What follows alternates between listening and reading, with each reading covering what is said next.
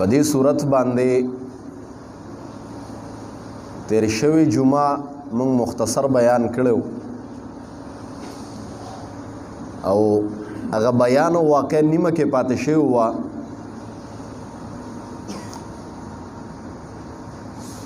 چې موسی علیه السلام مبارک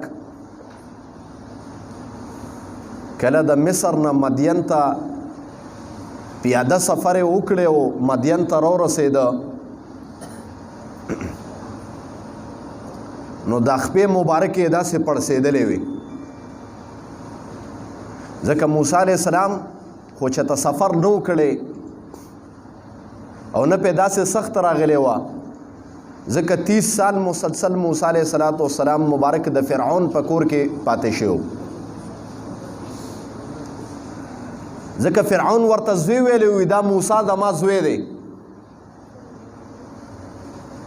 نو 30 سال موسی علیه السلام شاهي دربار کې لوی شوی دی او هغې کې د هغې پرورش شوی دی چې د یخنۍ او ګرمۍ په موسم باندې نه دی پوه شوی نوکران چاکران غلامان خادمان به ورته ولاړو 24 غنټې نو سخته موسی علیه السلام مبارک باندې رالی او د مدین په طرف یې سفر شروع کړ ما مخکې ویلي چې کله ورسېده نو یو ونه وه هغې ته یې ډډه کړه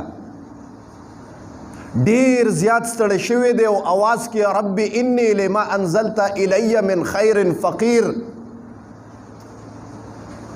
ربه سفر مې ډېر زیات وکړه که مالی د خپل د طرفه څه خیر راکړه نو دا فقیر ستا خیر ته ناست دی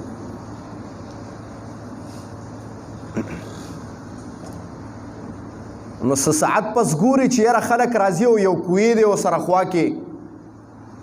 او د هغې نه ګډې بیدې سره بل طرف ته یې وکتل یو 2 زنانه دي باپرده او باحیا ولاړې دي موسی علیه السلام ته تپوس کوي زنانو نه چې تاسو ولې دلته د کوی له خوا نه ور دی تاسو سره خو هم ګډې بیزې دي دی ورته وایي جي په دې خلکو کې انصاف نشته چې دا وګوري چې دا زنانه دي دا شی اوس هم شروع دی چې خلکو کې څه دغه نشته دا وګوري چې یاره دا مشر دی چې د ده لحاظ وکړم یا زه د ده نه په لار باندې مخکې کېږم چې دا سپینګیری دی یا دا عالم دی دا شی نشته حیا ختمه شوې ده وایي دې خلکو کې خپل احساس نشته او مونږ زنانې یو مونږ شرمېږو چې د سړو منځ ته وردو اوس خو الله دې معافي وکړي زنانه که وګورئ نو داسې په اوږه دی وایي ته به یې سړی دی سم تاسو بار مارکیټونو ته ورشئ موسی علیه السلام مبارک ورته وایي دا خوا کې چې بل کوی دی دا ولې بند دی ورته وایي میلمه دې کوی باندې یو دغه پروت دی یو ګټ او دا څوک اوچتولی نشي بس موسی علیه السلام وایي ښه ورغې او هغه ګټ ته یې لاس واچوي او په داسې یو جک یې ورکړ او راویویسته هغې ډېر حیران شه چې د مسافر او میلمه کې خو ډېر زور دی دا خو داسې ګټ دی چې 12-14 کسانې نشیستې د په یوازې څنګه ویسته زنانه ورته دواړه حیران ګوري وایي راشئ ګډې بیزې راولې او دغه یې کې